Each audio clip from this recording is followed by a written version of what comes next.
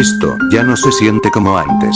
Entras a YouTube, buscas un video de Roblox, y aunque todo se ve distinto en la superficie, hay algo que se repite constantemente: los títulos, las miniaturas, el ritmo, incluso la forma en la que reaccionan muchos creadores. No es que el contenido sea exactamente igual, pero sí hay una sensación de familiaridad que se vuelve difícil de ignorar, y no es casualidad.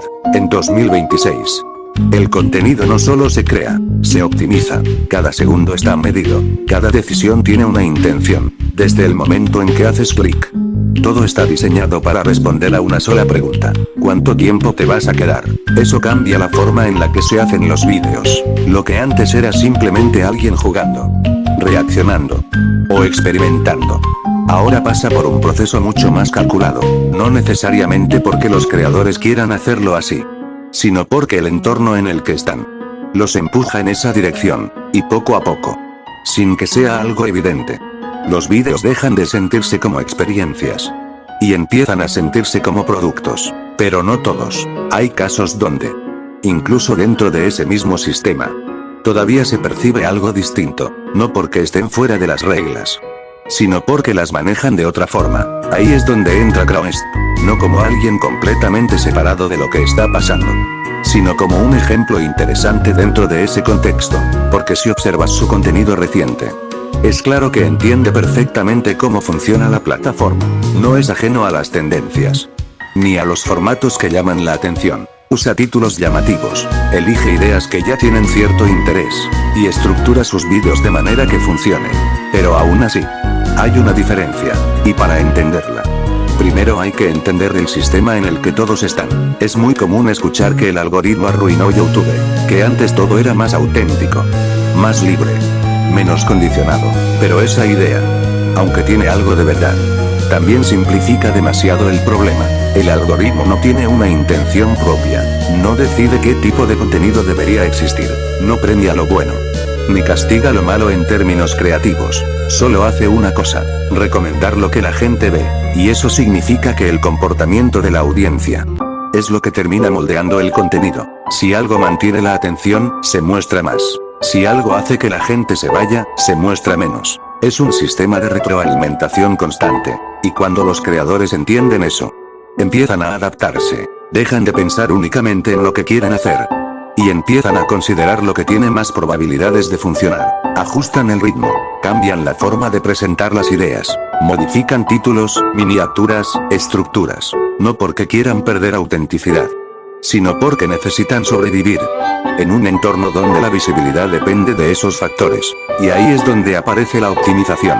Optimizar un video hoy no es opcional, es parte del proceso. Si no trabajas el título, el video no se abre. Si no cuidas los primeros segundos, la gente se va. Si no mantienes un ritmo constante, la retención cae. Así que los creadores empiezan a usar patrones, estructuras que ya saben que funcionan, formas de hablar que captan atención, ritmos que evitan que el espectador pierda interés. Y con el tiempo, esos patrones se repiten tanto que el contenido empieza a sentirse similar, no porque falte creatividad, sino porque todos están resolviendo el mismo problema, bajo las mismas condiciones. Es en ese punto donde muchas personas empiezan a hablar de brain rot.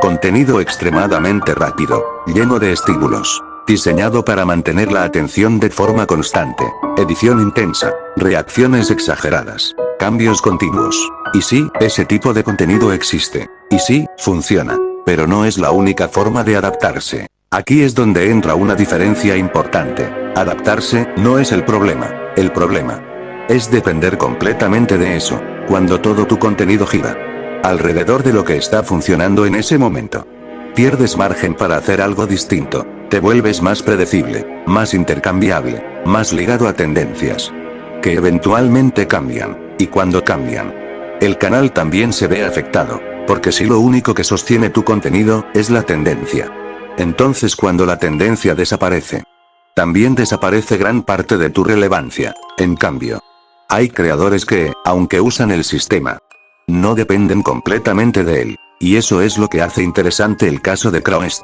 Si ves sus vídeos actuales, no es alguien que ignore lo que está pasando, no está fuera del entorno, no está haciendo contenido completamente ajeno a lo que funciona. pero tampoco parece construido. Únicamente alrededor de eso, hay una identidad que se mantiene, una forma de hablar, que no cambia dependiendo del tema, un ritmo, que no se siente forzado, una presencia, que sostiene el video. Más allá de la idea principal, eso hace que incluso cuando el concepto del video no es especialmente único, el contenido siga funcionando, porque no depende solo de la idea, depende de quién lo está haciendo. Y eso es una diferencia importante.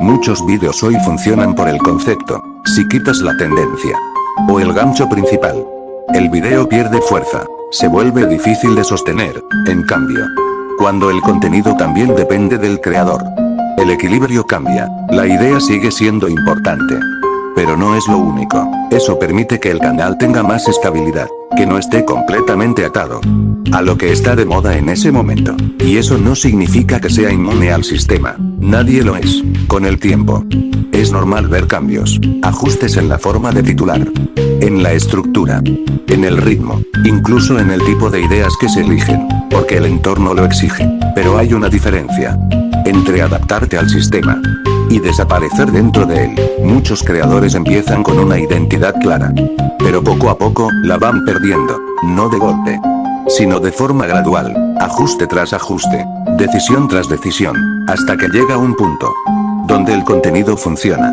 pero ya no se siente propio, y ese es un riesgo constante en este tipo de plataformas, porque el sistema premia lo que funciona, pero no necesariamente lo que es único. Por eso, mantener una identidad dentro de ese entorno es más difícil de lo que parece. No se trata de ignorar el algoritmo, eso, en la práctica, no es viable. Se trata de no depender completamente de él, de poder usar tendencias sin que definan todo tu contenido, de poder optimizar sin perder completamente tu estilo, de poder crecer sin volverte intercambiable.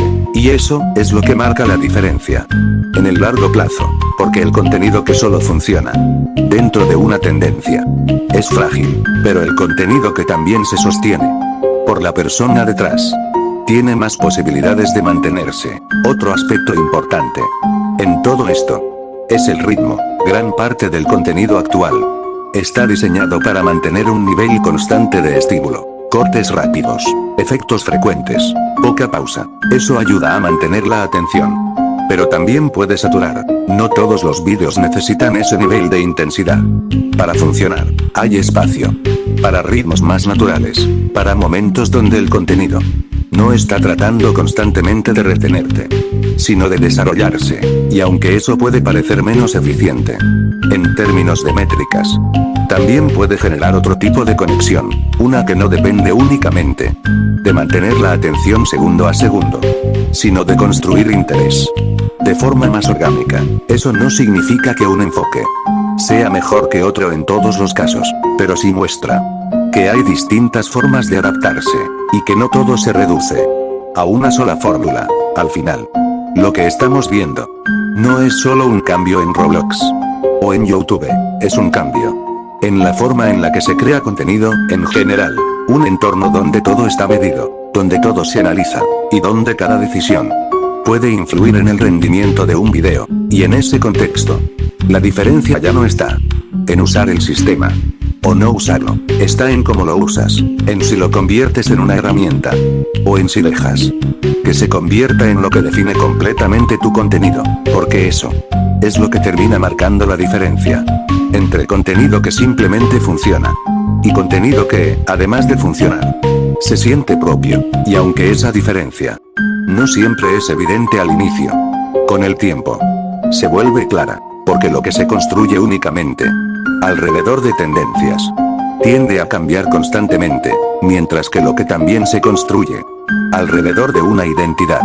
tiene más estabilidad. Al final, esto no se trata solo de creadores, también se trata de quienes consumen el contenido, porque cada clic, cada vista, cada segundo que alguien decide quedarse en un video alimenta el sistema que define qué tipo de contenido se muestra más. Y eso significa que, en cierta forma, todos participan en este proceso. Por eso, la diferencia entre contenido que solo busca retener y contenido que también busca conectar no depende únicamente de quien lo crea, también depende de quien lo ve y de lo que decide apoyar, porque porque en un entorno donde todo está optimizado, mantener algo de identidad no es lo más fácil. Pero sigue siendo posible, y esa es la diferencia. Que aunque no siempre se note de inmediato, termina ahí.